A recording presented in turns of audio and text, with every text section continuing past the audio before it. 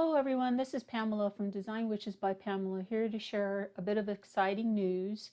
If you've seen my videos, you'll know that last fall I created this flight bag and mini album using Paper Phenomenon's Flight 2715.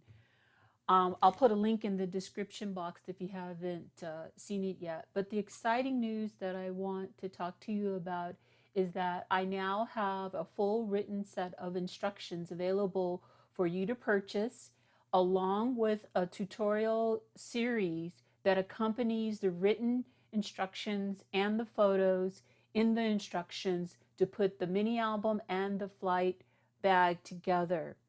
I used a different paper line for the video tutorial on this project.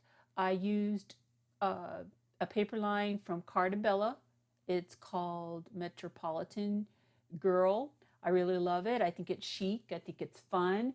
It doesn't necessarily have to be for travel, but it's kind of a jet set, kind of hip paper line, and I love it. So if you want to get your hands on those instructions, you can go to my Etsy store or shop, and also my craft shop on my blog. Also a link in the description below to both of those. So I'm super excited to offer this to you.